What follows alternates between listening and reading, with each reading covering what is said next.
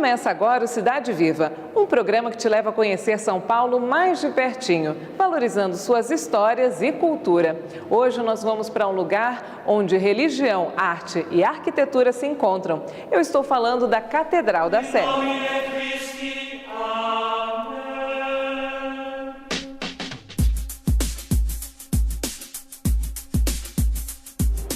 Quem vai nos conduzir por esse mergulho na história da Catedral da Sé, história intrínseca à capital paulista, é o Wagner Ponciano, que é guia aqui da Catedral. Wagner, muito obrigada por nos receber. Obrigado, é uma alegria recebê-los aqui na Catedral da Sé. Queria que você falasse um pouco para a gente sobre a história por trás da fundação dessa construção. A história da catedral começa antes mesmo da construção desta grande catedral. Em 1745 começa a construção da primeira Catedral da Sé, que ficava localizada do outro lado da Praça da Sé. Ali nós temos a Rua Direita, e a Rua Direita tem esse nome porque ficava à direita da antiga Sé. Então ali ela foi construída, sendo finalizada em 1767. Em 1912, essa igreja foi demolida e o Dom Duarte, arcebispo de São Paulo nessa época, ele idealizou a construção desta catedral. Isso em 1912, chamou cidadãos da cidade, influentes da época, e lançou essa ideia a esses cidadãos. E em 1913, então, começa efetivamente a construção desta catedral. Então, a primeira igreja era bem mais simples. Como era a construção? Ela era de um estilo barroco, né? Então, uma igreja muito mais simples do que essa. Havia apenas uma torre e do estilo, então, do Brasil colônia, né? Da época colonial. E essa, qual é o estilo dela? Ela tem muito mais riqueza de detalhes. Muito mais riquezas. Ela mistura dois estilos, na verdade, né? Ela mistura o estilo gótico e o estilo renascentista. Então, o estilo desta catedral não é o gótico, é o neogótico, justamente para misturar esses dois estilos. O arquiteto que projetou ela, o Maximilian Emil Hell, era um arquiteto alemão, chamado por Dom Duarte em 1912 para fazer o projeto da catedral.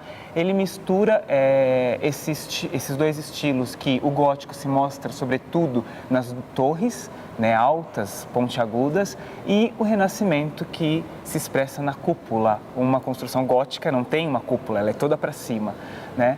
Essa daqui tem a cúpula do estilo renascentista. Então ele mistura esses dois estilos. E Wagner, uma coisa que me chama a atenção, às vezes a gente passa desapercebido porque são tantos detalhes e isso aqui é rota para muitas pessoas e a gente não para ver os detalhes, mas eu estava vendo os detalhes e tem algumas coisas assim que remetem à brasilidade. Então, porque o arquiteto alemão, ele quis expressar a grandiosidade da fauna e da flora brasileira aqui na arquitetura da catedral. Então, se nós olharmos os capitéis, né, a parte de cima das colunas, elas vão trazer frutos típicos do Brasil. Nós vamos encontrar aqui cacau, nós vamos encontrar trigo, também vamos encontrar café e outros frutos, e também plantas como samambaia, né? E além disso, animais. Então as pessoas chegam aqui e eu falo, olha ali um tatu. As pessoas ficam surpresas, né? Surpreendidas. Então aqui a gente encontra tucano, tatu,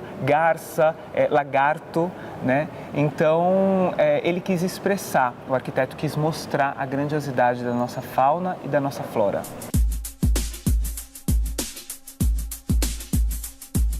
Nós viemos ao altar para mostrar que os detalhes estão cheios de significados.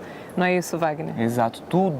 Toda a catedral tem o seu significado, né? Tem um porquê foi colocado aqui. Então, o altar, ele é dedicado à Virgem Maria, Mãe de Deus. Então, ele vai trazer muitos detalhes sobre a vida da Virgem Maria, né? De Nossa Senhora. E uma outra coisa muito importante, um detalhe rico, é que se a gente olha ali o altar principal, ele é verde e amarelo, né, que mostra essa brasilidade da Catedral da Sé, como nós falávamos, né, que o arquiteto quis mostrar a grandiosidade da nossa fauna e da nossa flora, e ali demonstra as cores da nossa bandeira em verde e amarelo.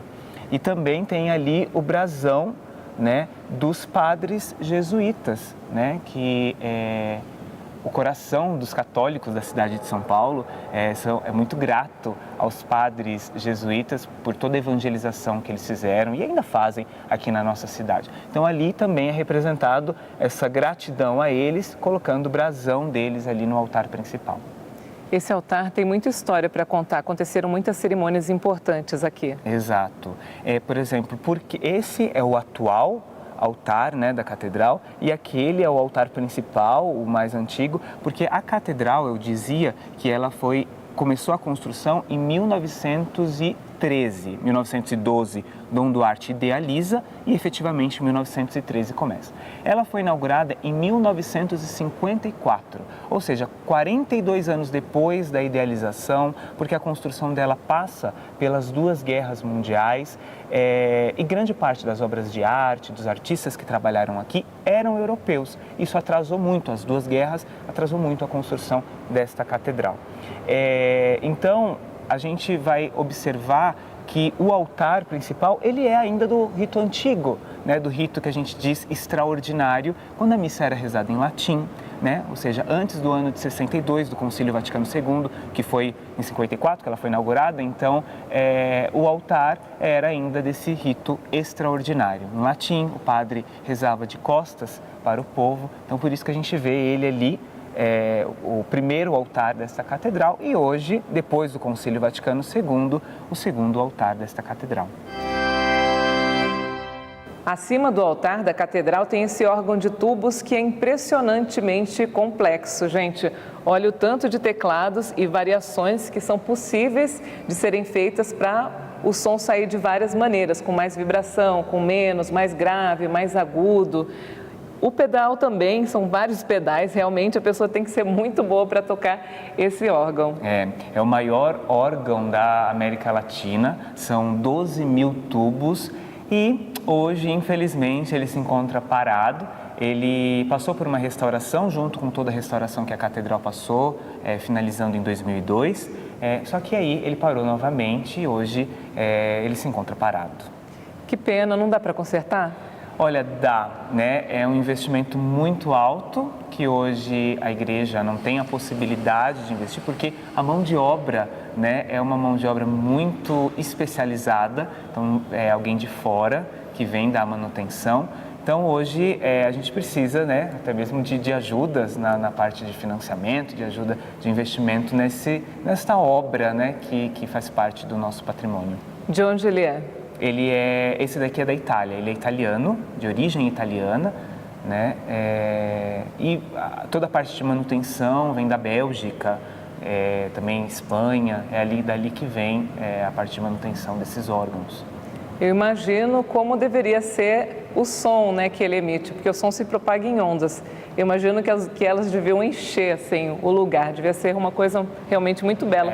Exatamente. Eu, infelizmente, não tive a oportunidade de ver esse órgão tocando ainda, né? Espero que eu possa ver um dia.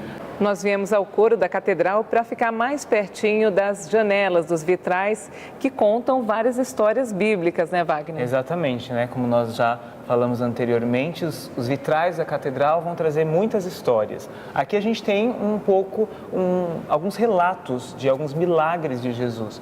Então a gente tem ali relatos da boda de Caná, né? Nós temos aqui o encontro com os discípulos de Emaús, que reconhece Jesus no partir do pão, Jesus ressuscitado, né? Temos Jesus, o bom pastor, com as ovelhas ali. Então são muitos os relatos. E aqui tem detalhes ali que mostram a origem desses vitrais. Então a gente vê ali Nani, né, o artista que fez de Roma, e de Florença, Quentin, que fez Firenze em italiano. Esses, então, vitrais são originários da Itália, né? Nós também temos outros vitrais que vieram de Paris, né? E uma coisa muito interessante aqui é a rosácea da Catedral da Sé, que traz ali no centro dela o brasão do estado de São Paulo, né? Muito bonita. No próximo bloco tem mais da Catedral da Sé. Vamos conhecer a cripta onde estão sepultados bispos e arcebispos de São Paulo e também o Marco Zero da cidade. Fica aí que a gente volta já já.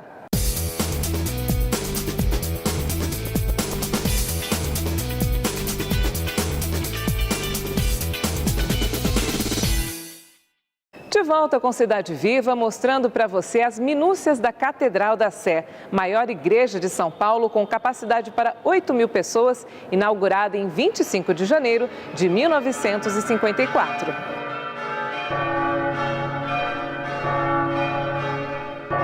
Nós subimos vários lances de escadas para vir no local que é fechado ao público, mas é muito interessante de se mostrar, são os bastidores da Catedral da Sé. É a Torre dos Sinos, tem sinos de vários tamanhos e o interessante é que eles podem ser controlados através desse aparelho aqui antigo, né? Porém muito eficiente, funciona super bem até hoje. Funciona bem, os sinos eles são acionados automaticamente, né, para anunciar os horários de missa, mas aqui nós temos um carrilhão de sinos, né? E se um musicista vier aqui, que só saiba tocar, né, ele sai música aqui. Então eu vou mexer em um aqui para vocês, espero que vocês consigam escutar, vamos ver.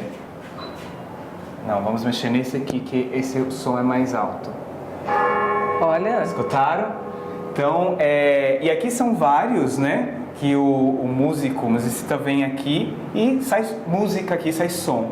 É como se fosse um piano, né? Tem Exatamente. As cordas e, no caso, essas madeiras que você puxa equivalem ao teclado. Esse é o carrilhão de sinos menores, né? E nós estamos aqui sobre, a gente vai ver daqui a pouco, os sinos maiores da catedral. E será que esses tocos equivalem aos pedais? Pedais, exatamente. Ah, vamos dar uma pedalada? Aqui também são pedais. Eu Tô nunca curiosa. mexi nesse, vamos ver? Eu acho que os agudos estão para Vamos lá, ver né? E aqui são os graves. Se sai alguma coisa. Olha, bonito. Então, aqui tudo sai música. Vamos dar uma olhadinha nos sinos, então. Lá em cima, os sinos eram pequenininhos, aqui eles já são maiores. Qual a origem deles? Eles são holandeses, né? Todos esses sinos aqui são holandeses e todos eles também são dedicados, os sinos de uma igreja são sempre dedicados a um santo, né? Ou a algo religioso. Então, por exemplo, esses daqui, aquele ali é dedicado aos santos anjos, o do outro lado ali, a Cruz Santíssima. Tem um outro ali ao Beato Pedro de Alcântara. E aqui esse maior aos santos apóstolos. Então cada um tem a sua dedicação. Eles são tocados apenas para convocar a missa ou em outras ocasiões também? São de maneira principal para as missas, né? Mas em outras ocasiões também. Como por exemplo no funeral de Dom Paulo eles tocaram. Né, quando o caixão estava deixando o altar para ser sepultado, eles tocaram o toque fúnebre, né, porque também tem, cada ocasião tem um toque dos sinos. Então, eles são automáticos, como eu já tinha falado, e aí também tem, então lá a gente escolhe o toque fúnebre e eles tocam. O manual, no caso, foi o que a gente acionou, né? Mas normalmente é utilizado o automático. Exatamente, tem uma cabine aqui embaixo que aciona eles, então eles já são para os horários da missa, então automaticamente sozinho eles tocam, e quando numa ocasião assim, a gente vem ali e aciona, né, o tipo de toque que a gente quer e eles tocam.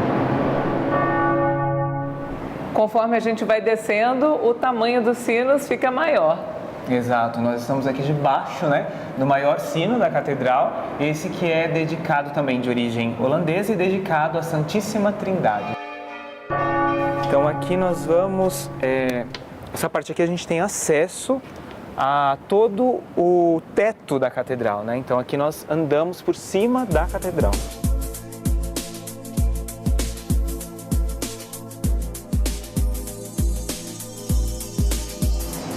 Nós subimos vários lances de escadas, mas valeu muito a pena porque a vista aqui é maravilhosa. Onde nós estamos? Nós estamos sob a cúpula, né? A cúpula está aqui acima de nós e aqui é um lugar que infelizmente não é aberto ao público, né? A TV Câmara está tendo acesso com exclusividade aqui. Um privilégio, gente. Então, com a TV Câmara, você consegue vir até aqui. E aqui nós temos uma bela visão sobre a cidade de São Paulo, né? Nas torres da Catedral da Sé, das torres da Catedral. E a gente consegue ver aqui também, Andrea, essas pequenas torres aqui ao lado da torre maior, que elas são muito recentes. Elas foram feitas, estavam no projeto original, mas não foi feito lá no ano de 54 Em 2002, durante o processo de restauração, descobriram isso, que faltavam essas torres decorativas, e a catedral então foi coroada com essas torres, né, que estão aqui em volta da torre principal. Isso no ano de 2002, ou seja, muito recente, né? Mas é um detalhe que fez toda a diferença. Adornou, ficou muito mais bonito. E aqui do outro lado, outra visão da capital. Exato, nós temos aqui, né, os chafariz da Praça da Sé, e estamos aqui ao lado do Palácio da Justiça, Corpo de Bombeiros ali, o início da Avenida Rangel Pestana.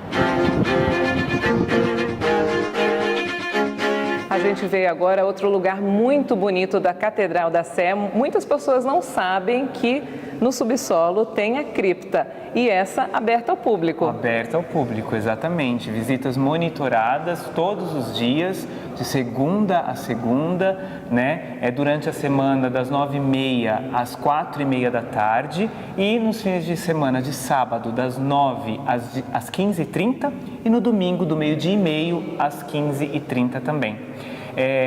Chegar aqui, comprar o ingresso na secretaria e desce diretamente. Somente para grupos, que aí a gente pede para agendar no telefone 3107-6832. É o telefone aqui da Catedral da Sé. Quanto custa a taxa? A taxa é de R$ 7,00 por pessoa, né, que nos ajuda na manutenção deste patrimônio aqui. Vamos conhecer melhor. Vamos.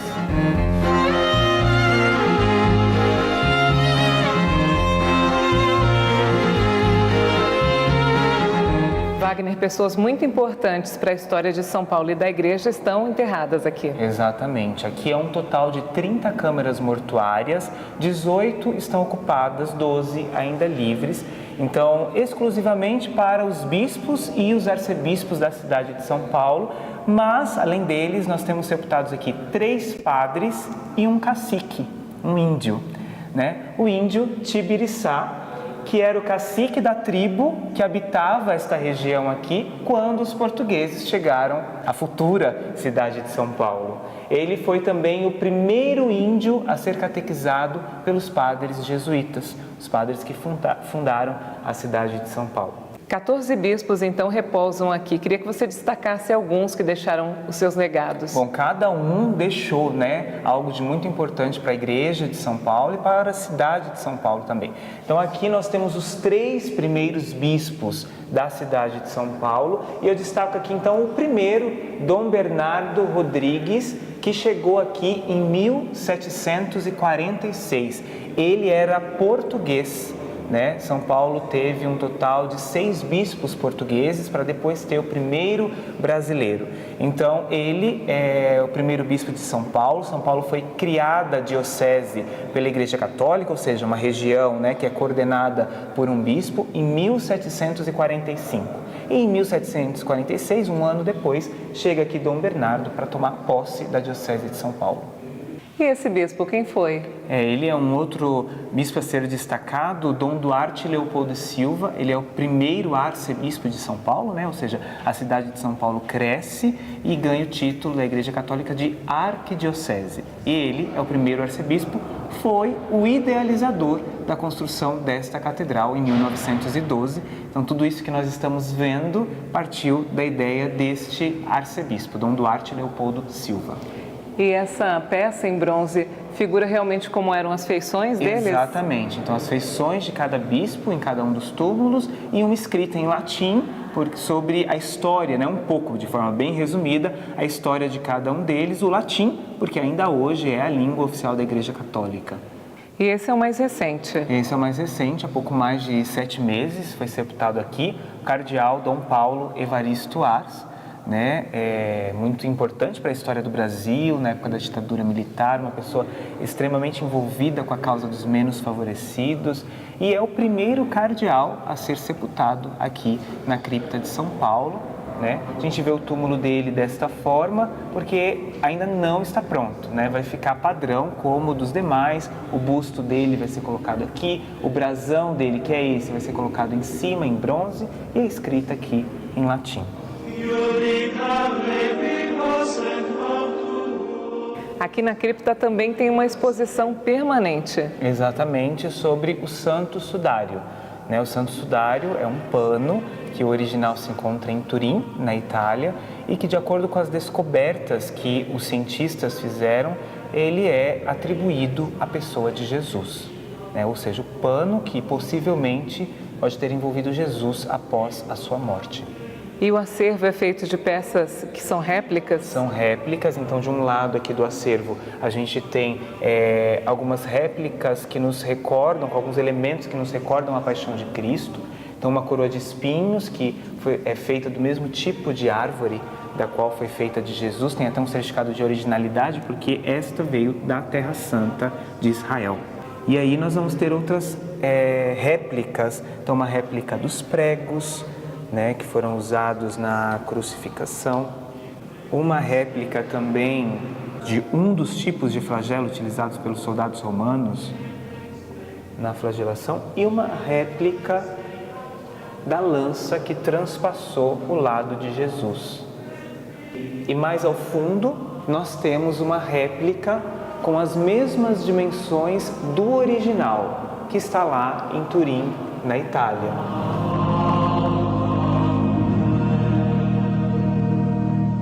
Fantástico. Eu sempre quis conhecer a Catedral da Sé e estou assim, admirada de ver, e principalmente a explicação do Wagner, né? Porque ele está falando com tanta propriedade, a gente está percebendo que ele tem um conhecimento para passar ao público, e eu estou assim extasiada com a beleza, com a realidade, né? Que conta sobre a nossa Igreja Católica e principalmente sobre a Catedral da Sé. Eu gostei, porque a gente descobre várias coisas que a gente não sabia.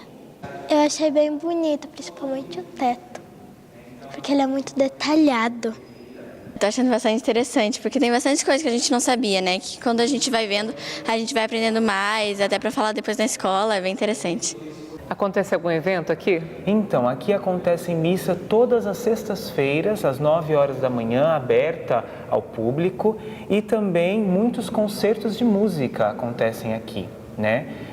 Para saber a agenda da catedral, desses concertos, a catedral hoje está nas mídias sociais, no Facebook, no Twitter, no Instagram, como Catedral da Sé SP. Você vai procurar nas mídias sociais esse nome, Catedral da Sé SP, que você encontra, e lá é disponibilizado a agenda da catedral.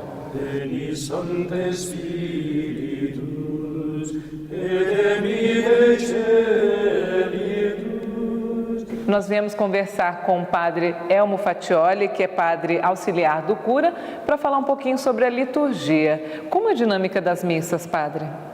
Bem, nós temos diariamente celebrações da Eucaristia, de segunda a sexta, temos em horários fixos, às 12 horas e 17 horas. Às segundas e sextas-feiras, temos um horário extraordinário às 9 horas da manhã. Inclusive, nas sextas-feiras, é celebrada na cripta da catedral. Aos domingos temos 9, 11, a missa das 11, sempre presidida pelo cardeal, e às 17 horas. Aos sábados, somente às 12 horas. E existem celebrações especiais durante o ano que sempre acontecem? Sim, sim. As maiores celebrações por ocasião da Páscoa, a Semana Santa, que culmina com a grande festa da Páscoa. Depois, a outra grande celebração é a preparação para a festa de Pentecostes, 50 dias depois da Páscoa. E a festa da padroeira, a Assunção de Nossa Senhora, que ocorre no mês de agosto. De si, 15 de agosto é o dia litúrgico. No Brasil, nós celebramos no domingo após o 15, quando o 15 não cai num domingo. E é a festa da padroeira. Normalmente é a festa preparada por um tríduo. Este tríduo acontece na missa das 12 horas. E agora nós viemos ao Marco Zero da cidade de São Paulo. O que ele representa? Bom, aqui está, né, o centro da cidade de São Paulo, e a Catedral da Sé, ela é construída exatamente bem na frente deste centro, né, representando aqui também essa localidade. Aqui a gente tem as direções, né, para onde a gente... Para esse lado tá Goiás, para esse outro lado aqui está Minas Gerais, e a catedral fica então na frente exatamente do centro da cidade de São Paulo, no coração da cidade. Muito obrigada pelas informações, muito lindo esse passeio, viu? Uma alegria recebê-los, a casa está sempre aberta para receber vocês e você que está aí em casa.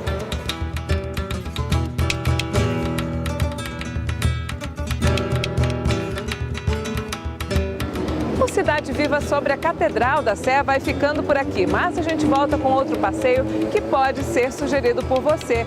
Envie o seu e-mail para tv@câmara.sp.gov.br. Um grande abraço e até a próxima!